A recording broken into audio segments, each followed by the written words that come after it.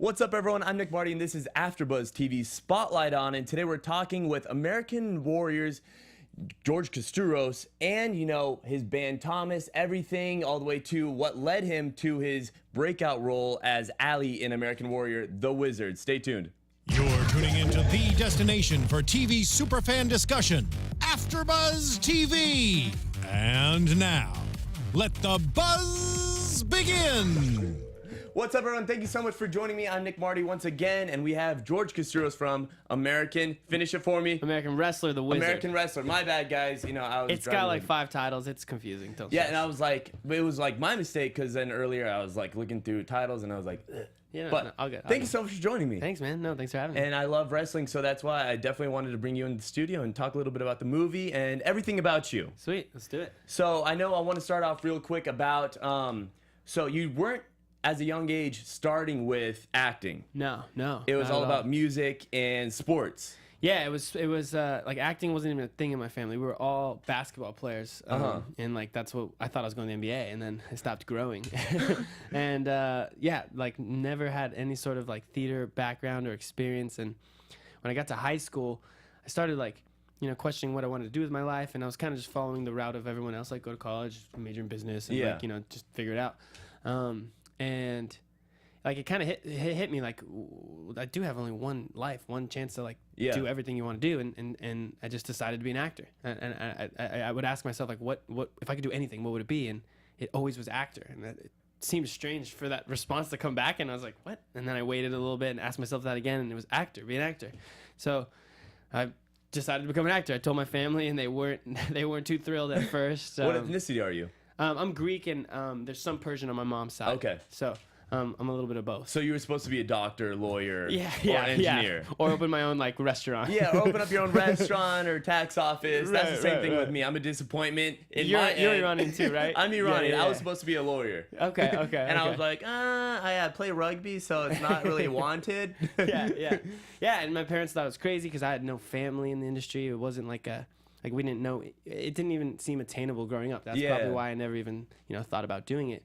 But I went to college, studied acting throughout college on my own. Got a degree in something else, but on my own studied acting. Read a lot of acting books, watched a lot of movies, studied my favorite actors, and then right when I graduated, I started booking movies. And then you were approached at 16. I saw. I was approached by a modeling agency at 16. I was coaching Special Olympics with my brother, and they came down and they actually asked my brother if he would model for them. And how old is he compared? He's 2 years old. Okay. And he was 18 at the time, and he said no. He's like, no way.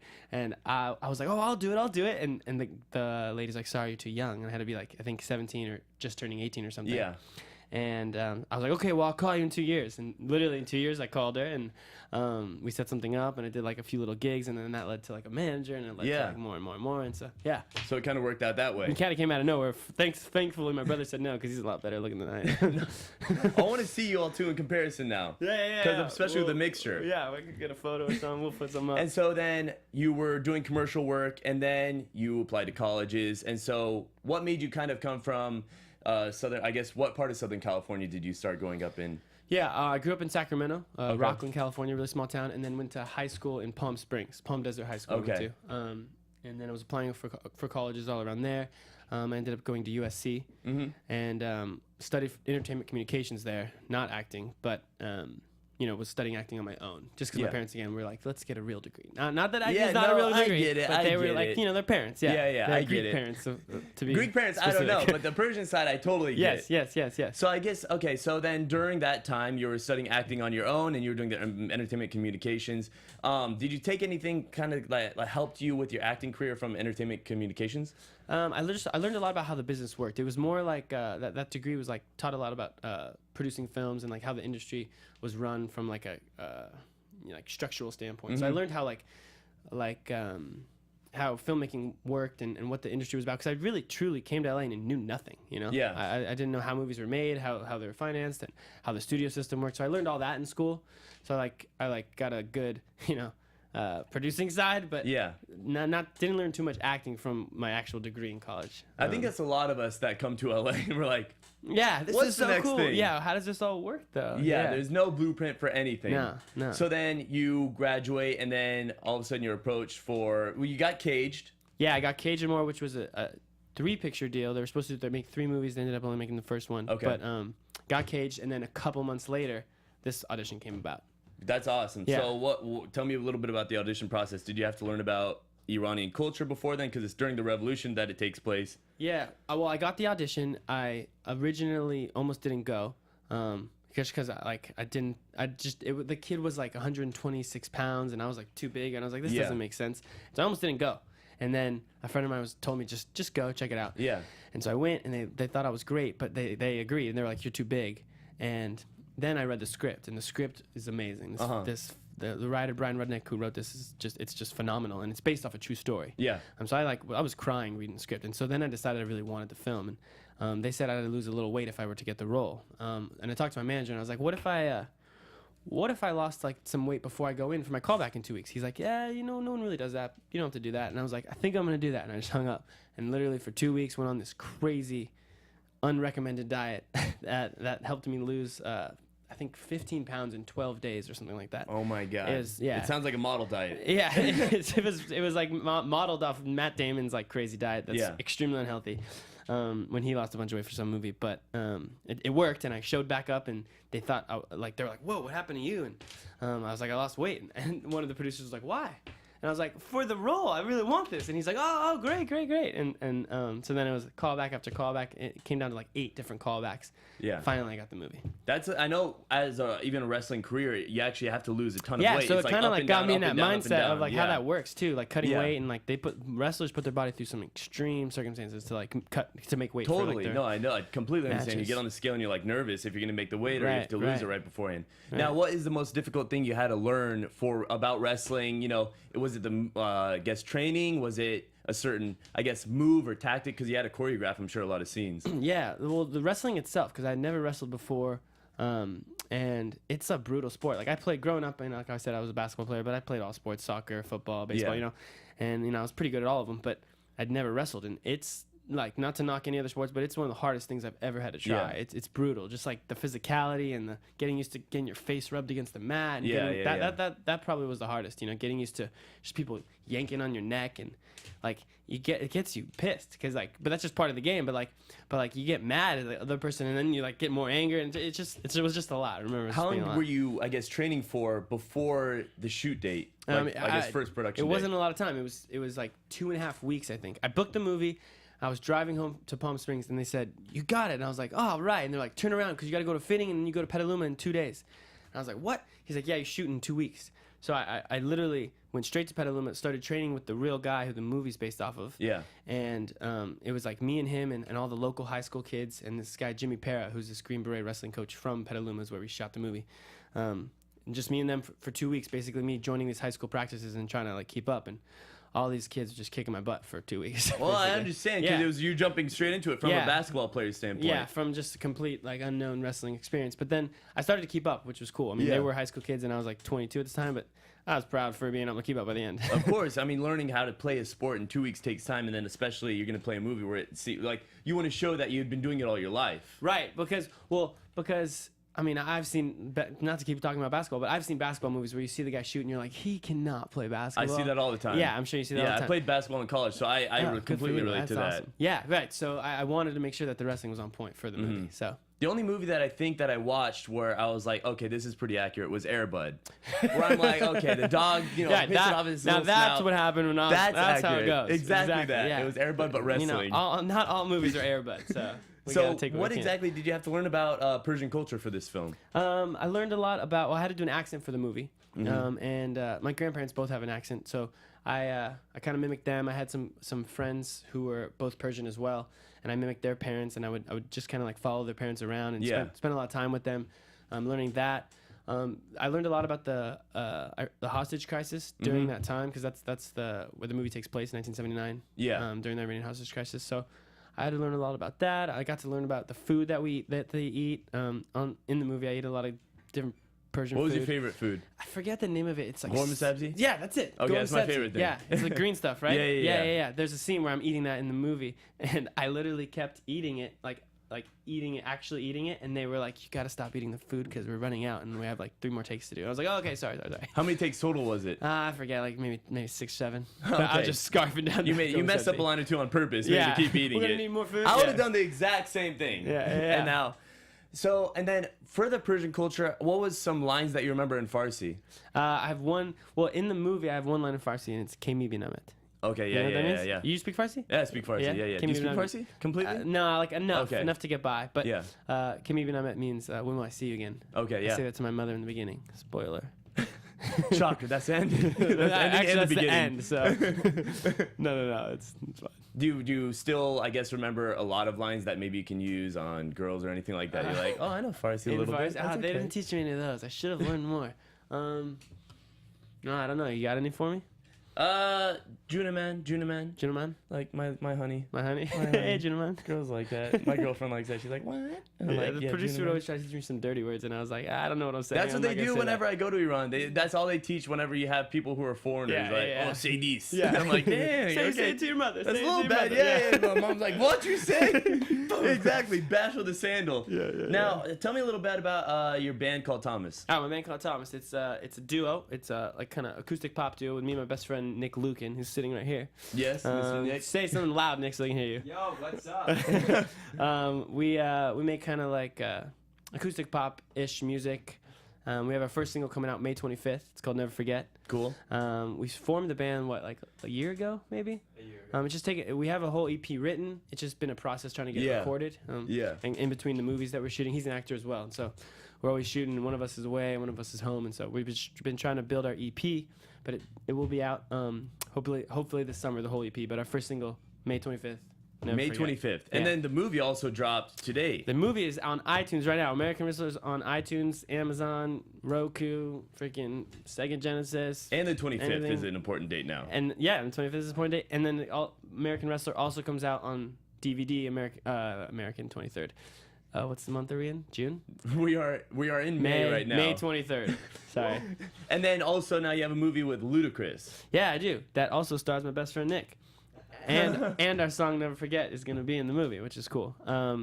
It's So it's a double whammy. It's a triple whammy. Triple whammy, yeah, you're right. Because you got Ludacris there. Yeah, that's a movie, another true story about this BMX kid who was a BMX champion, grew up in a hostile foster environment and was adopted by Ludacris. Okay. Not in real life, but adopted by Ludacris's character. And he kind of... it's a coming-of-age story of him becoming a BMX champion. Yeah, Nick and I play best friends in the high school that the new kid comes to. And so were you guys BMXers in the film? We were BMXers in the film. So you had to learn how to do Had to that. learn a little bit of that. Yeah, I finally learned a single peg wheelie, and then I could do a bar spin, which is pretty cool. And Ryan Nyquist, have you ever heard of Ryan Nyquist? Yeah, of course, He's of the course. best BMXer. He's in the movie like all the time. And he That's was on awesome. set because he's the stunt double for the main guy. Okay. He's on set the whole time. And he taught me a bar spin, and he taught me a few other moves. So I was learning from the best, so I learned pretty quick. That is the best. Yeah. It's like going surfing and then all of a sudden Kelly Slater and starts he's like, teaching you how to "Just surf. lean over a little bit. Yeah, Yeah, it's like, oh yeah, Kelly was on set every day, so it's kind of yeah. sick. So I got some great lessons. But we definitely had stunt doubles for that because I didn't have a stunt double in wrestler, but this one we needed a stunt double for sure. For BMX, and then all of a sudden you Yeah. have a cast on your arm Yeah, for the rest of the yeah, film. yeah, exactly. Now, what else? I mean, you have the 25th. Is there any shows that'll be going on in the LA area possibly?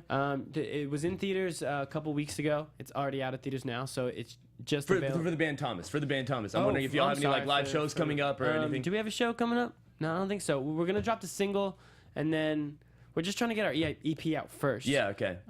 Cause it just like takes so much focus to get all the songs recorded. No, I So understand. we're trying to streamline because we were doing that. We were doing like open mics and doing like shows and stuff, and then it's just like nothing was getting done. So we decided let's make this EP and then we'll start doing other stuff. That's very cool. Yeah. Y'all are hardworking, huh? We're trying. Especially with a movie with Ludacris, the triple whammy. I'm gonna call the movie triple whammy. Triple whammy. So y'all got a lot going on. So what Yeah. has probably been your favorite role thus far? Because it seems like BMX to wrestling, and then I Caged. Cage was great. Cage was a great role. That was a movie about human trafficking. A lot of the proceeds of that movie went to. I remember the that. I remember cause. that. Yeah. And it's crazy. That story is crazy because it's also based on many true events put into one. And to just think that happens in real life is just, heartbreaking. It is.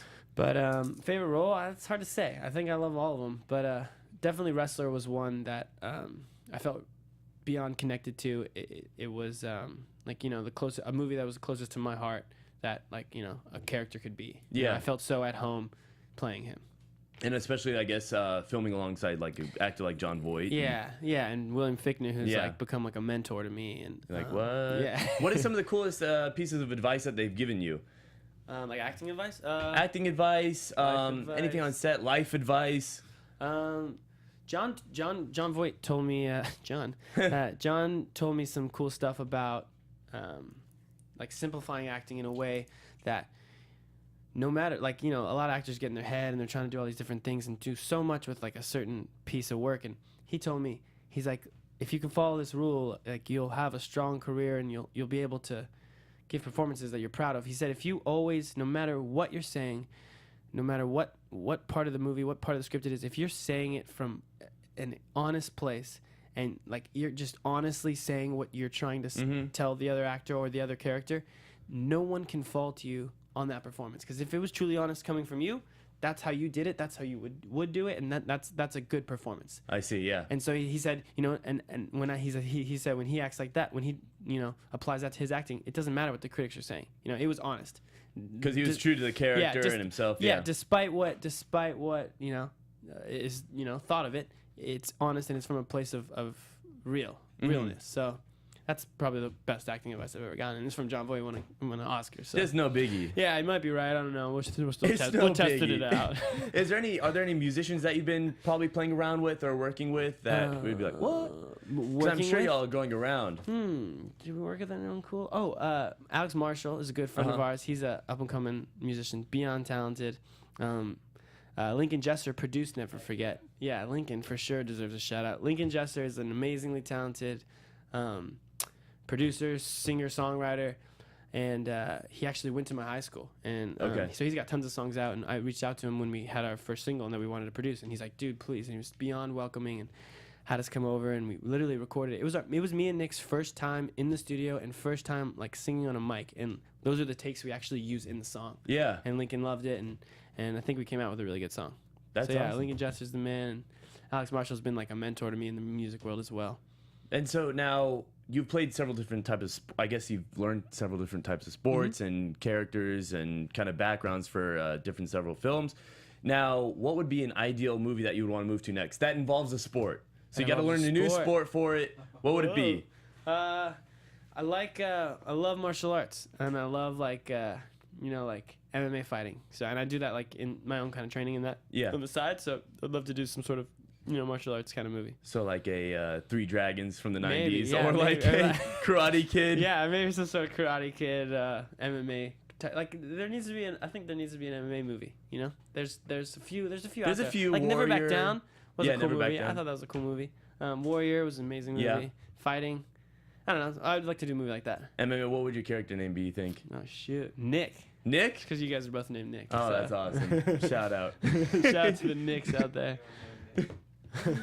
And now, I guess, all right, so look, you also do Ironman. You train for triathlons. Yeah. Dude, you're very well researched. That takes a lot. Yeah, that takes a lot of work. Yeah, I haven't gotten to the Ironman yet. I'm working on it. It takes time. It takes a lot of time. It takes time. Yeah, you gotta wake up, and I learned that you gotta wake up early, otherwise it's not gonna get done. What time are you getting up every day? Like 6 a.m. to train for like an hour and a half or two, and then my day starts at like 8. Okay. 8:30. That's nice. Yeah, it's that's a good well, dedication. Well, yeah, it takes dedication. You got to go to bed early, or else you hate yourself in the morning. But I've learned that the workout doesn't happen unless you do it before the day starts. For me, 110%. I agree. But yeah.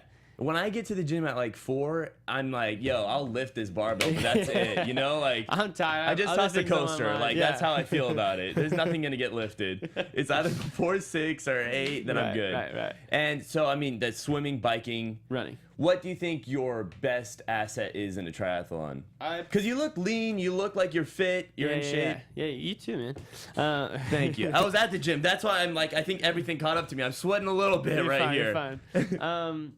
My best is probably biking. I like the biking the most. My worst is probably running. I was never a runner in high school or anything.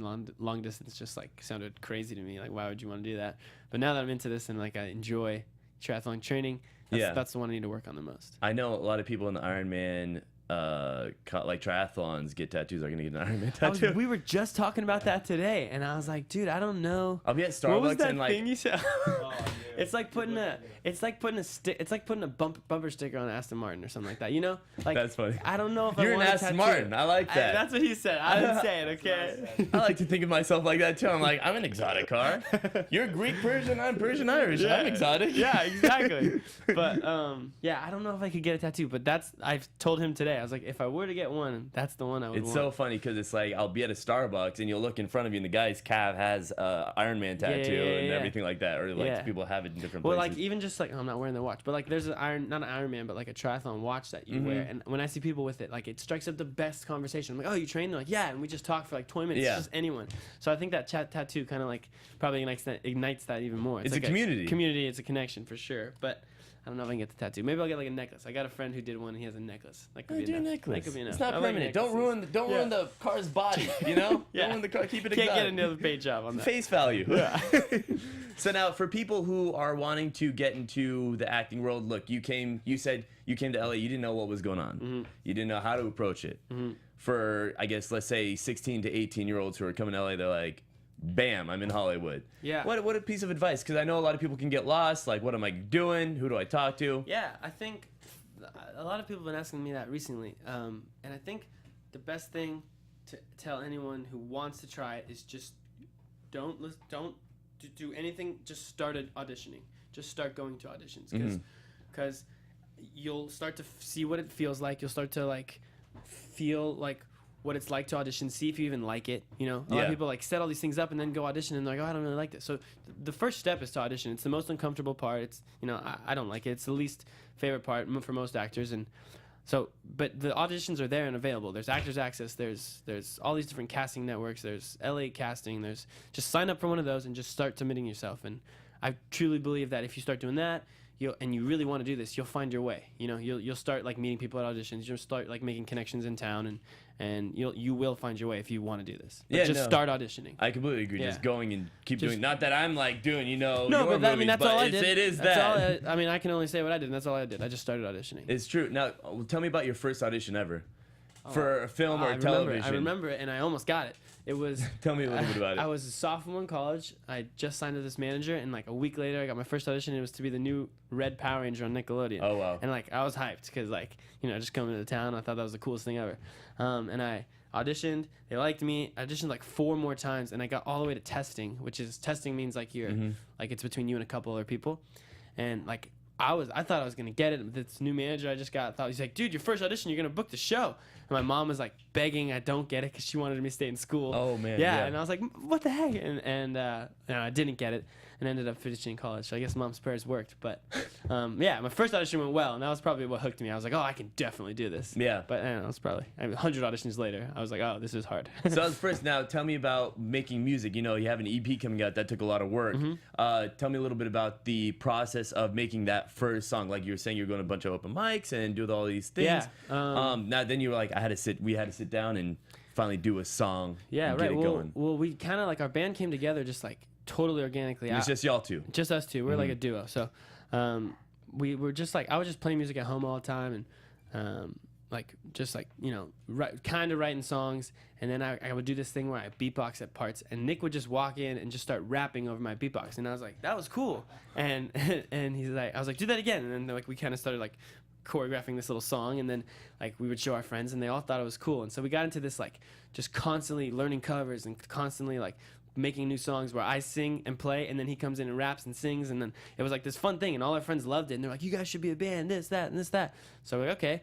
And so we just started like writing songs, and then we kept showing all our friends, and then it was again like just us doing all these different things. And it was like a year later, and we're like, dude, we're just like still messing around. What are we doing? And we kind of decided like, let's produce our songs. And how long ago did this start? This kind of like, I think it was November of last year. Is that right? Okay. November of last year. So it's about to be a year. No, maybe it was longer. It was hard because it was on and off, because then I went and shoot a movie, and then I came back, and then he went and shot a show, and then came back. So maybe it was Might have been 2 years. See, man, we needed to Yeah, focus. So we're yeah, on I that see what focus you're grind right saying. now. So maybe it was 2 years ago.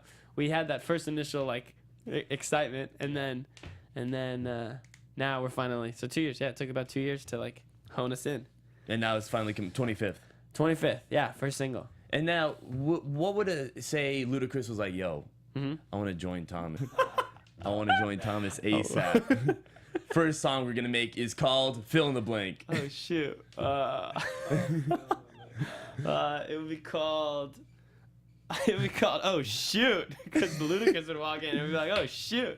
And he'd I probably see the start chorus. Oh, crazy. shoot, Oh shoot, shoot, shoot, and then he'd shoot. rapping like crazy. I don't know. Hey, it sounds like a hit. I don't know. sounds like a It hit. doesn't sound like it. Oh, shoot, featuring Thomas and Ludacris. Oh shoot. Da, da, da, da, da. Oh shoot. There'll be some kind of bass drop for that. Yeah. So now, Sorry, Luda. so where would I guess I want to go into this. What would tour be like? What? What would tour be like with Ludacris and The y'all? weirdest thing. It would be like Ludacris's bus would be like bumping like crazy, and ours would just be like very chill and have classical music playing. I'd be watching Entourage by myself. Is that one chilling of your out. favorite shows? Yeah, we've been watching it for. Well, I've seen it all before. Like growing up, me and my friends like pretended we were all the characters and would name each other. Yeah. Everyone does. But we started over recently, and we're on season 6 now. Yeah, What is, one your, of our what is your shows. favorite show of all time? Favorite show of all time is it's this shirt, 21 Jump Street, the TV show. Okay, Have you ever seen it? the original. The original with Johnny Depp. Uh-huh. Not a lot of people have seen it. Yeah, it's one of my favorites. You could have done that. You could have I said agree. that. Thanks, man. People probably say that. I've heard that. Yeah, I'm actually just to add to the create list of all the things I'm doing.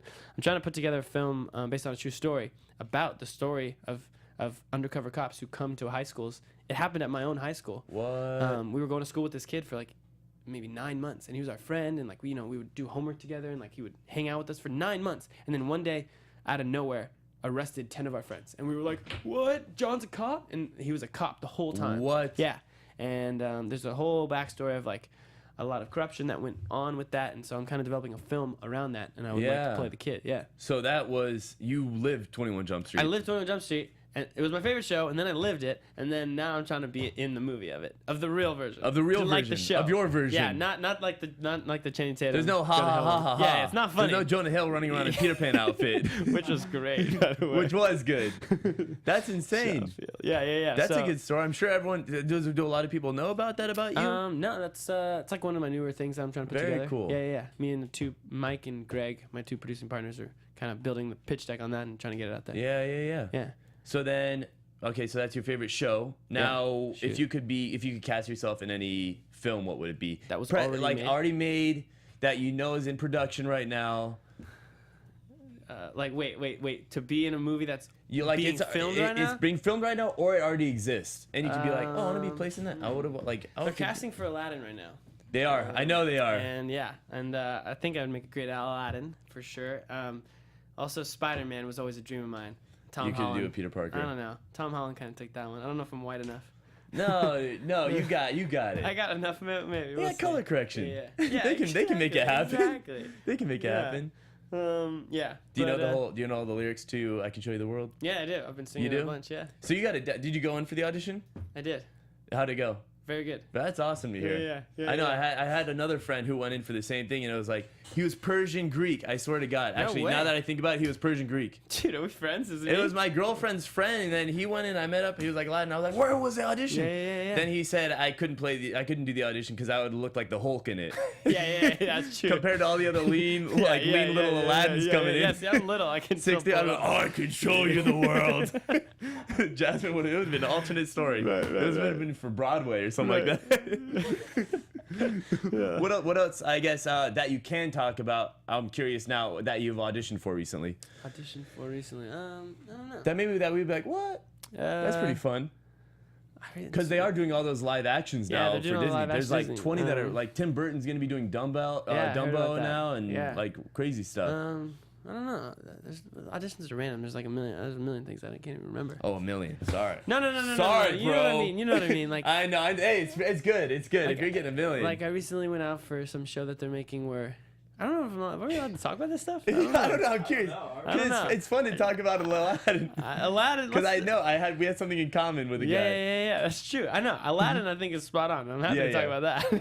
we won't discuss. I don't want you getting in trouble. I don't know No. if that's Coach. I don't know. I'm not sure.